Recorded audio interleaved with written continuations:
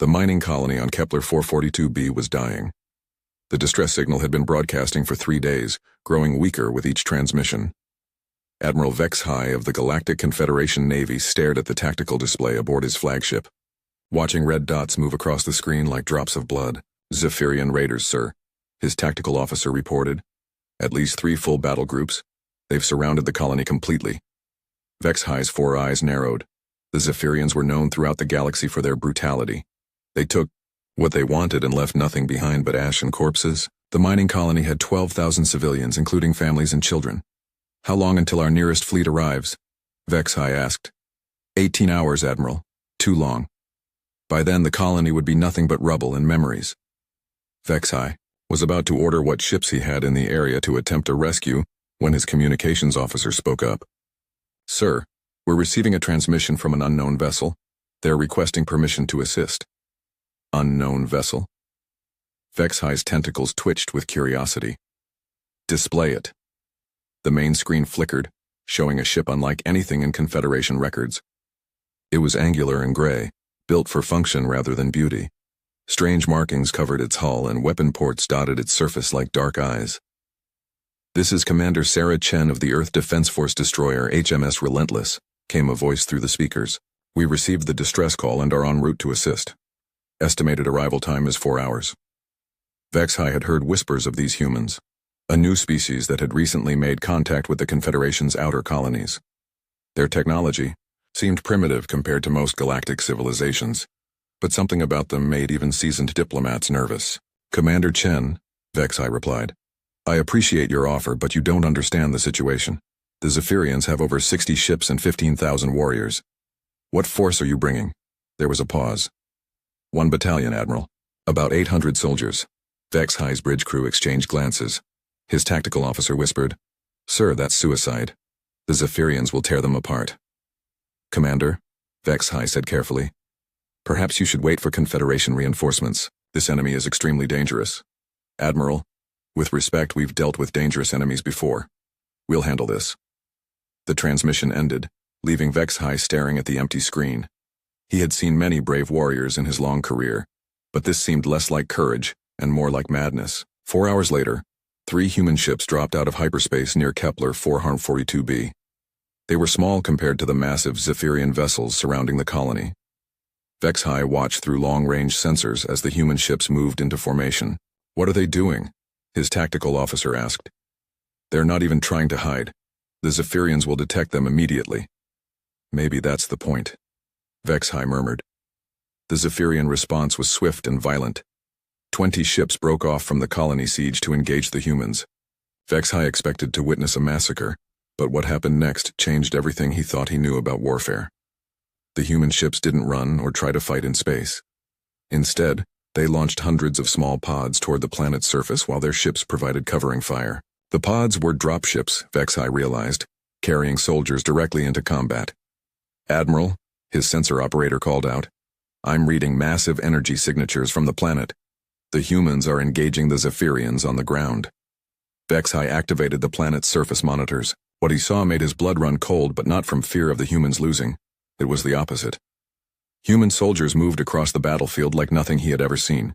They worked together with perfect coordination, each squad knowing exactly where the others were and what they were doing. When Zephyrians attacked from one direction, humans flanked them from 3 others. When the aliens tried to use their superior numbers, the humans separated them into smaller groups and destroyed them piece by piece. But it wasn't just their tactics that amazed Vex High. It was their attitude. When Zephyrians charged with their traditional battle cries meant to strike fear into enemies, the humans didn't panic or retreat. They held their ground and fought back twice as hard. When a human soldier fell wounded, his comrades didn't abandon him. They fought even more fiercely to protect him. Get me a direct feed from the surface, Vex High ordered. The main screen showed Commander Chen leading a charge against a Zephyrian stronghold. She moved with calm precision, giving orders while dodging enemy fire. Her soldiers followed her without question, trusting her completely. Bravo team, take the left flank. Chen's voice came through the comm system. Charlie team, suppress that heavy weapons position. Delta, prepare for breach and clear. The humans moved like they shared one mind. They used cover effectively, supported each other's advances, and adapted instantly when plans changed. Most shocking of all, They showed no fear of death.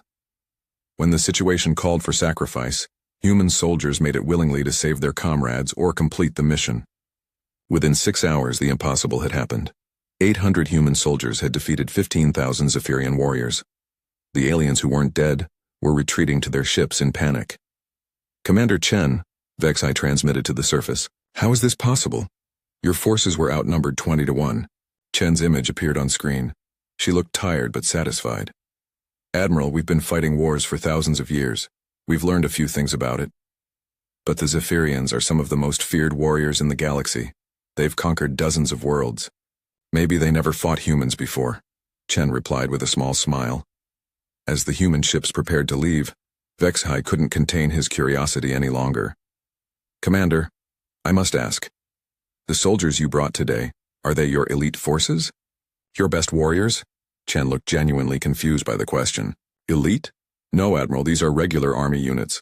Standard infantry battalions, nothing special about them." Vexai felt something cold settle in his stomach. "Regular? You mean this is normal for human military forces?" "Pretty much.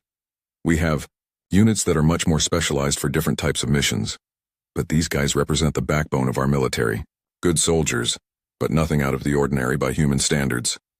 After the human ships jumped to hyperspace, Vexai sat in his command chair, staring at the tactical display. The Zephyrian fleet was gone, fled in terror from a force they had outnumbered 20 to 1. The colony was safe, its people alive because 800 humans had decided to help strangers. His communications officer approached carefully.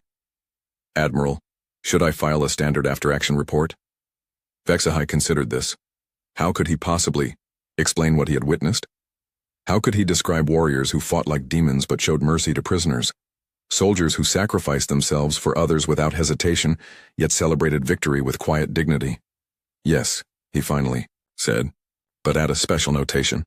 Mark it for immediate review by Confederation intelligence." "What should the notation say, sir?" Vexai looked at the empty space where the human ships had been. "Write this. If these are their regular forces, we need to learn everything we can about what else they have." As his flagship turned toward home, Vexai couldn't shake the image of Commander Chen's casual smile when she called her warriors nothing special. If 800 ordinary humans could accomplish the impossible, what could their special forces do? He wasn't sure he wanted to find out. 6 months after the Kepler 442b incident, the Galactic Confederation Council chambers buzzed with nervous energy. Representatives from dozens of species filled the circular hall, their various forms creating a rainbow of colors and shapes. At the center podium, Admiral Vexai prepared to deliver his report on the newest members of the galactic community.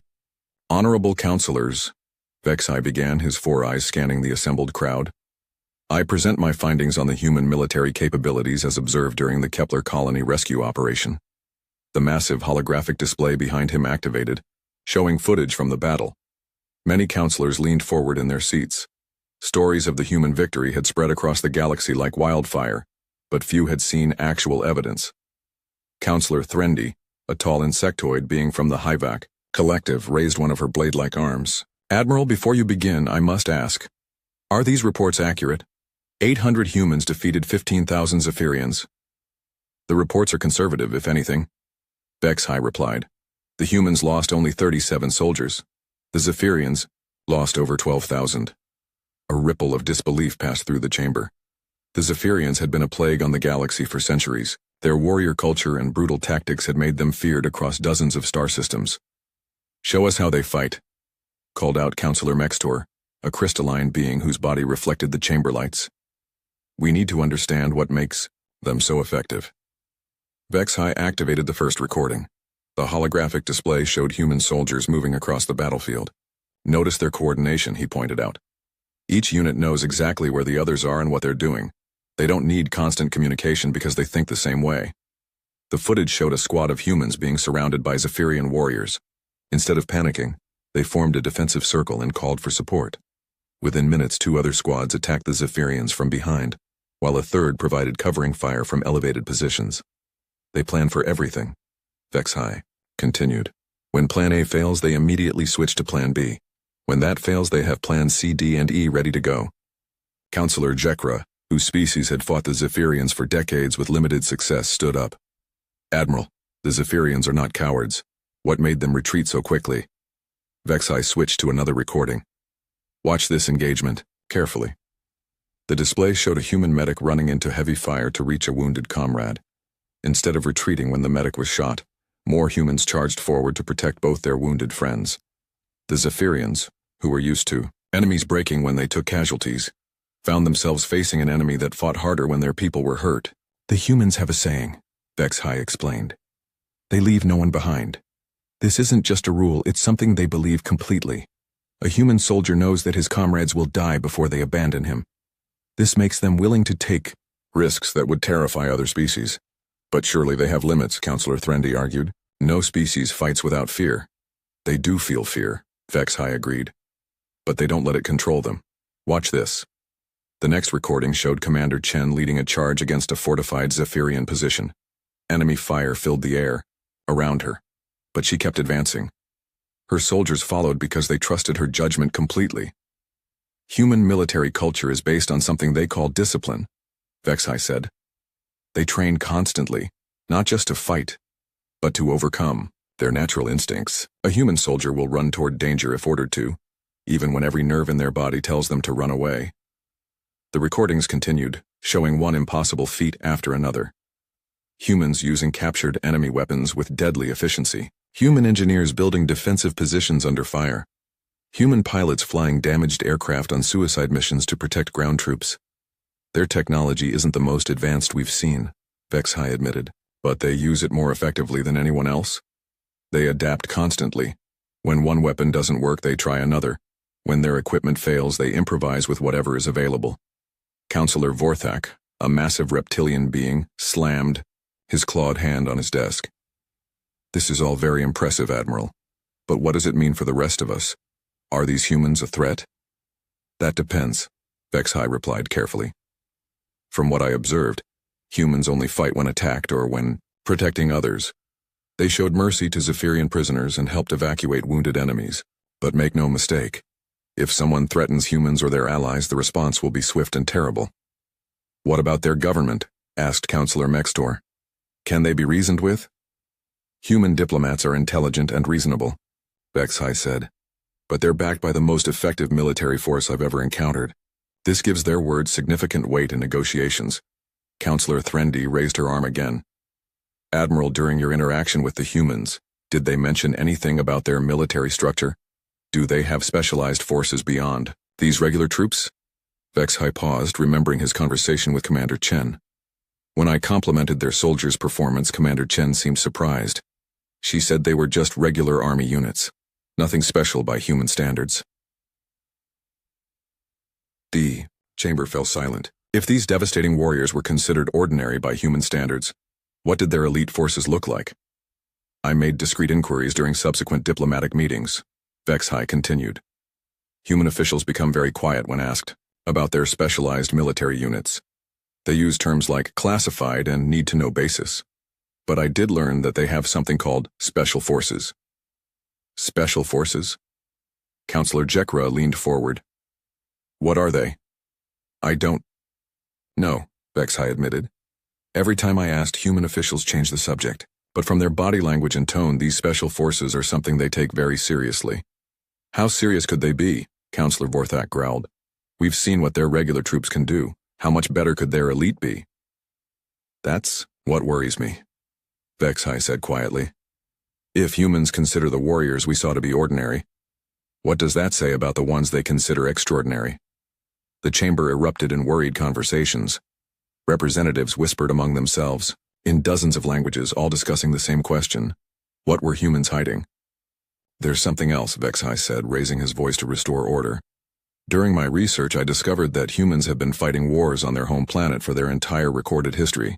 They've been testing and improving their military tactics for thousands of years against enemies who know all their strategies." "What does that mean?" Counselor Mextor asked. "It means that every human military unit has faced opponents who were just as smart, just as well-trained, and just as motivated as they were. They've survived by becoming better at warfare than anyone else. The Zephyrians thought they were fierce warriors, but they had never faced an enemy that was fiercer. Counselor Threndy stood up slowly. Admiral, what do you recommend? Vex High looked around the chamber at the worried faces of the Galactic community's leaders. I recommend that we make every effort to maintain good relations with humanity. As long as we're their friends, we have nothing to fear. But I also recommend that we never, under any circumstances, find out what their special forces are capable of. The vote to formally welcome humanity into the Galactic Confederation was unanimous. No one wanted to risk being on the wrong side of a species whose regular soldiers could defeat the galaxy's most feared warriors. As the council session ended, representatives from dozens of worlds made the same mental note. Whatever humans called special forces, it was probably better to never find out what they could do. The Joint Human Confederation Research Station at Wolf 359 was supposed to be a symbol of peaceful cooperation. Scientists from 12 different species worked together in the gleaming facility, sharing knowledge and building friendships across the stars. The station's defensive systems were minimal, just enough to deter pirates and prevent accidents. That's why the Korthak Empire chose it as their target. Admiral, we're receiving multiple hyperspace signatures, reported Lieutenant Hayes from the station's command center. 47 ships, all unknown configuration. Admiral Patricia Morrison, the station's human commander, studied the tactical display with growing concern. The approaching fleet was massive, far larger than any trading convoy or diplomatic mission. IFF. Signals? She asked. Nothing, ma'am. They're running silent. Morrison activated the emergency alert system. Throughout the station, alarms began blaring as scientists and support staff rushed to emergency positions. She opened a channel to the approaching fleet. Unknown vessels. This is Admiral Morrison of Wolf 359 Research Station. Please identify yourselves and state your intentions. The response came in the form of weapons fire. Energy beams lanced through space, striking the station's shields and sending shockwaves through the structure. Korthak Empire vessels, Hayes shouted over the noise. They're broadcasting on all frequencies now. They're claiming this system as Korthak territory. Morrison's jaw tightened.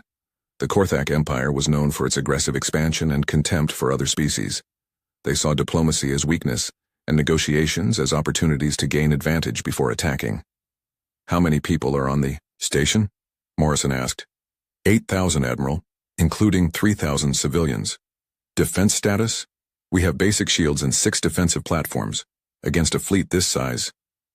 Hayes didn't finish the sentence. Everyone knew it was hopeless. Get me Admiral Vex High on the emergency channel, Morrison ordered, and prepare all evacuation shuttles. While her communications officer worked to contact Confederation forces, Morrison studied the tactical situation. The Korthak fleet had positioned itself to prevent any escape from the station. Their ships were surrounding the facility like predators circling wounded prey. Admiral Morrison, came Admiral Vex High's voice through the speakers. I'm receiving your distress signal. My fleet is 18 hours away at maximum speed. Too long, Morrison replied grimly. They'll have taken the station and captured or killed everyone aboard long before then. Can you hold them off? Morrison looked at the display showing 47 enemy ships versus 6 defensive platforms. Negative. We'll do our best. But this isn't a military station. We're not equipped for this kind of battle. The first wave of Korthak assault ships launched toward the station. Morrison watched them approach, calculating how long the defenses would last. Maybe an hour if they were lucky. Admiral, Hayes said quietly, there is one option. Morrison turned to look at her young lieutenant. What option? The emergency protocols, Section 7 Alpha. Morrison felt her breath catch. Section 7 Alpha was something she had hoped never to use. It was authorization to request assets that officially didn't exist, deployed by units that were never supposed to be acknowledged. Lieutenant, are you certain the situation warrants that level of response? Hayes gestured to the tactical display. Ma'am, in 30 minutes those Korthak ships are going to breach our shields. In an hour they'll be boarding the station. 3,000 civilians, Admiral, including families with children. Morrison closed her eyes for a moment, then walked to her command console. She entered her authorization codes and opened a channel that didn't appear on any official communication logs. Priority Alpha transmission to Terra Command, she said, into the encrypted communicator. This is Admiral Patricia Morrison, authorization code 7 Alpha 779. Wolf 359 Research Station is under attack by Korthak Empire forces. Estimated 47 vessels. Civilian casualties imminent. Request immediate deployment of Ghost Protocol assets. The response came back within seconds. Confirmed, Admiral. Morrison. Ghost Protocol assets are being deployed. Estimated arrival time is 12 hours. 12 hours? Morrison looked at the approaching enemy ships. We don't have 12 hours. Hold the line, Admiral. Help is coming. The first Korthak assault ships reached the station's defensive perimeter. Energy beams and missile exchanges lit up space around the facility. The station's shields flickered under the bombardment, while defensive platforms returned fire.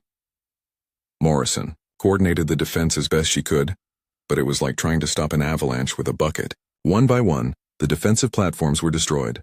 The station's shields began failing under the concentrated assault. Hull breach on level 7, Hayes reported. They're boarding us, Admiral.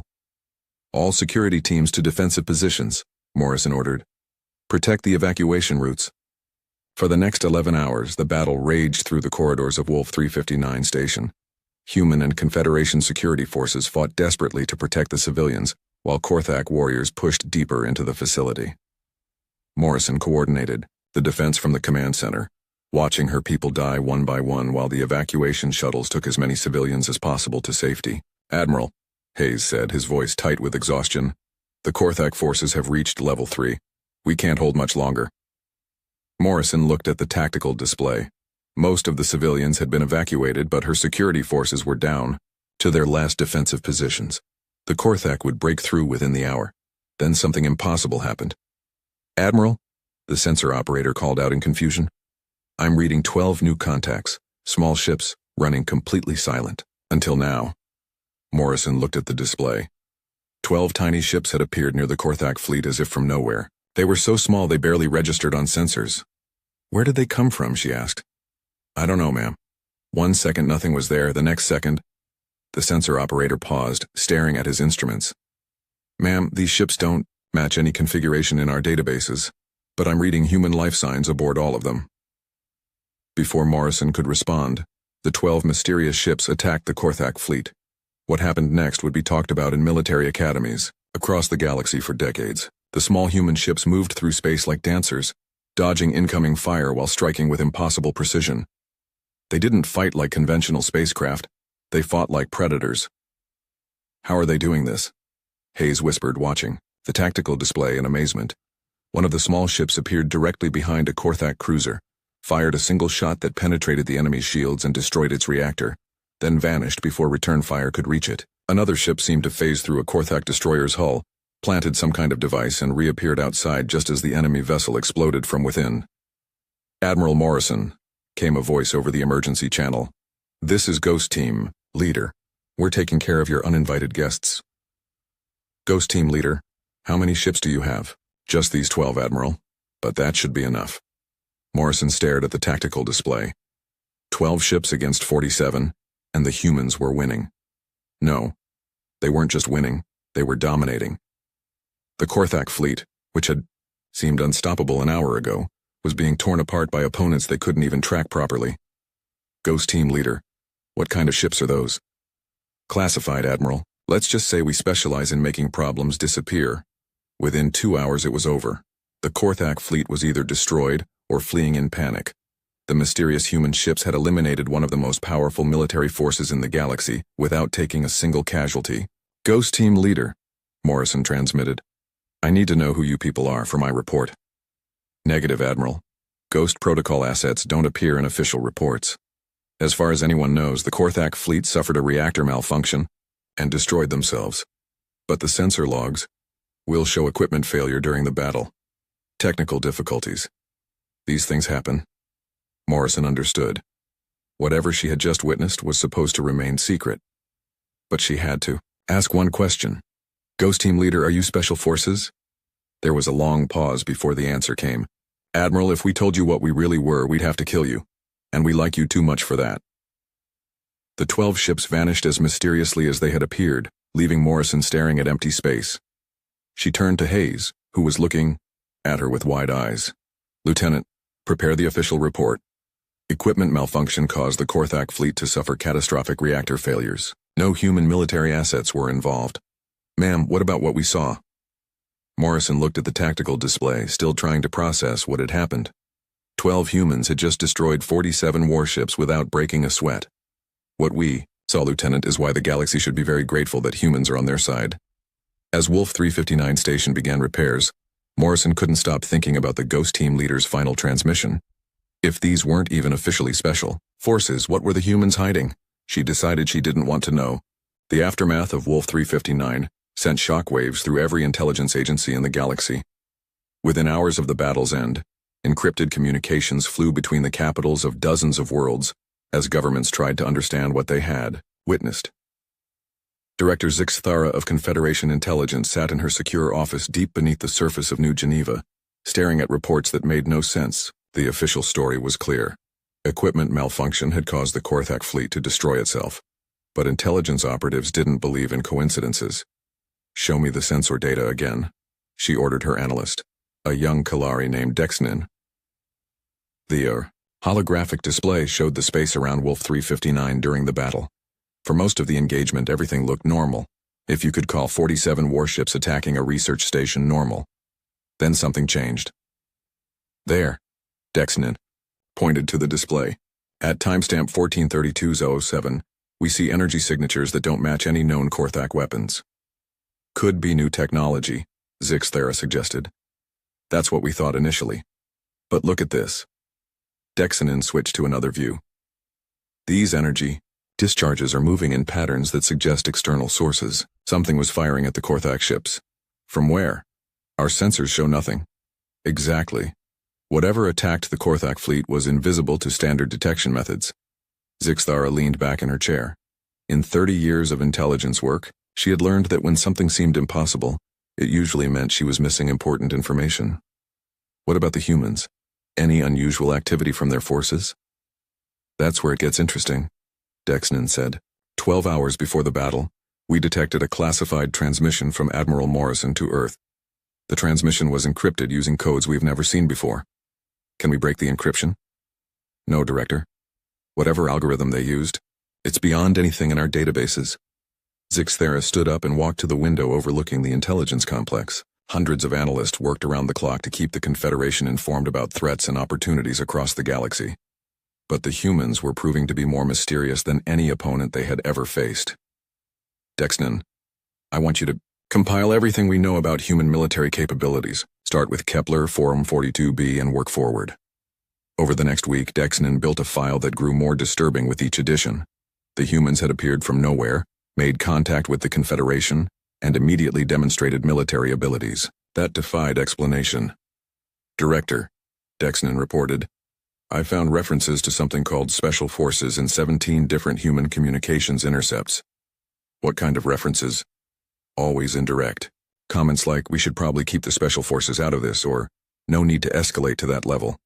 But every time the topic comes up, human officials change the subject quickly. Zix Thara studied the communication transcripts. The pattern was clear. Humans had military assets they didn't want to discuss publicly. What have our field agents discovered? That's the problem, Director.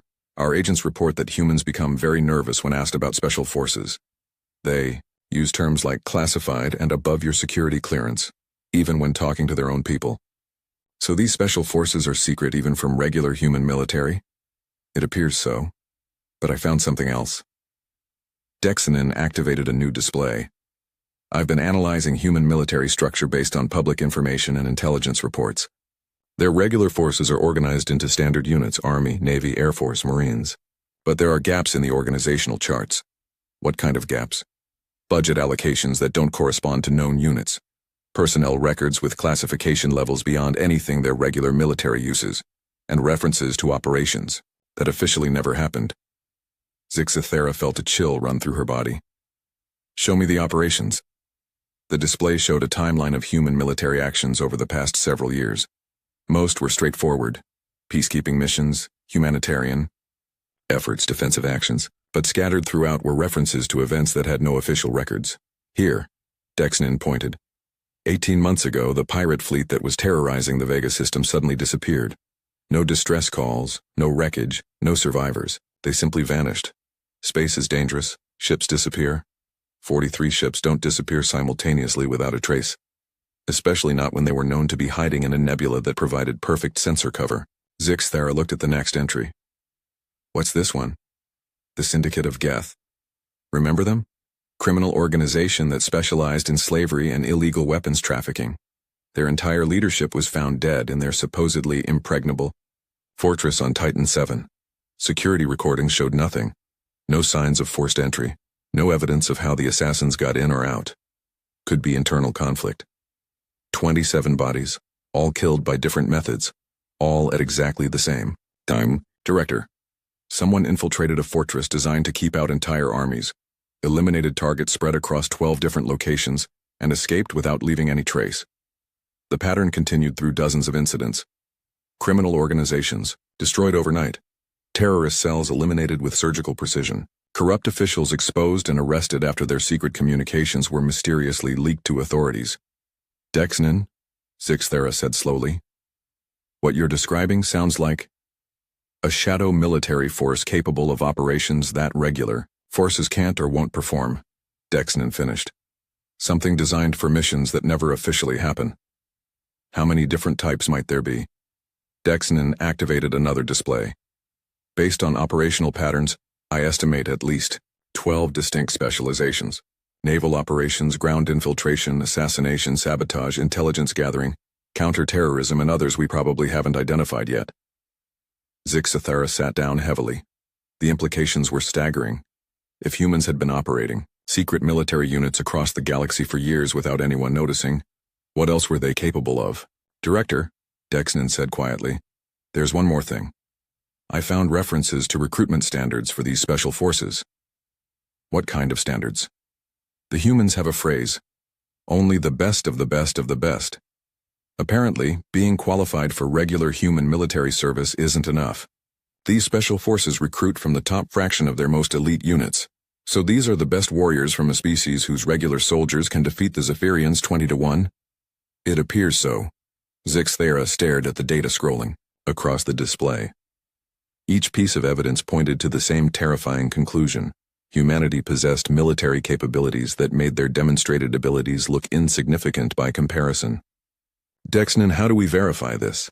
How do we confirm that humans have these special forces? We don't, Dexnin replied. Every investigation we've attempted hits classification walls. Every inquiry gets redirected. Every attempt to gather evidence results in our agents being politely but firmly told that some subjects are not open for discussion. What about other intelligence agencies? Surely someone has more information. I've reached out through unofficial channels. The Altarian Intelligence Service, the Kepler Security Bureau, even the Zephyrian Military Intelligence. What's left of it after Kepler 442b? They all have the same story. Humans have secrets, and those secrets involve military capabilities that nobody fully understands.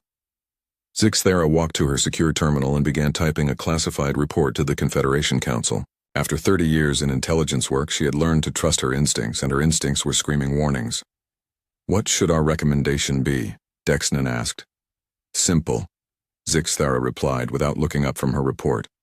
Whatever. Humanity is hiding. We make absolutely certain we never give them a reason to stop hiding it. 2 days later, the Confederation Council passed a classified resolution.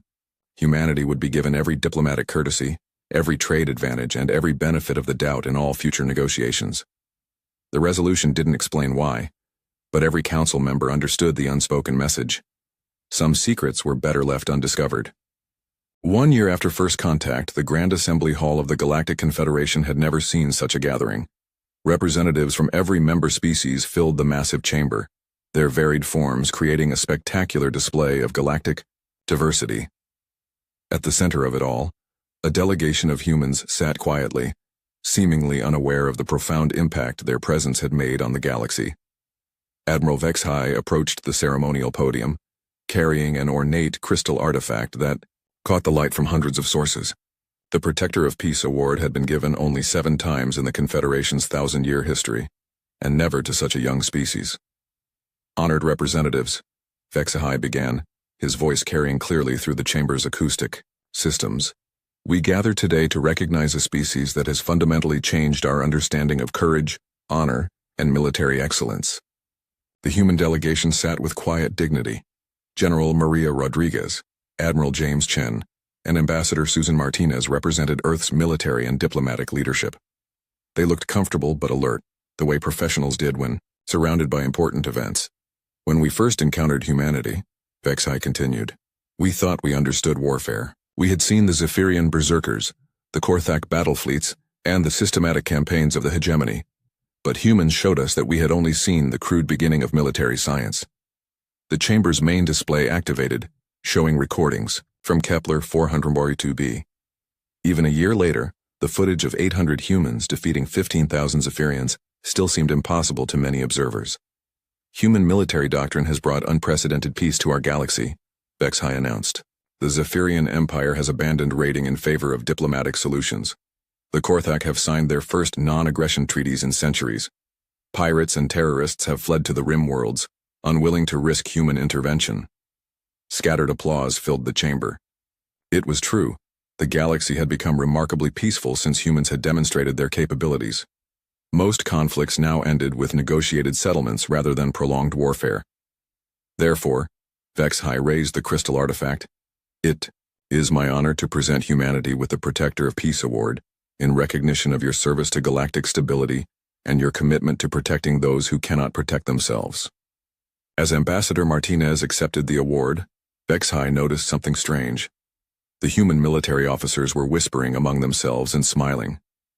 Not the polite smiles of diplomatic ceremony, but the amused grins of people sharing a private joke.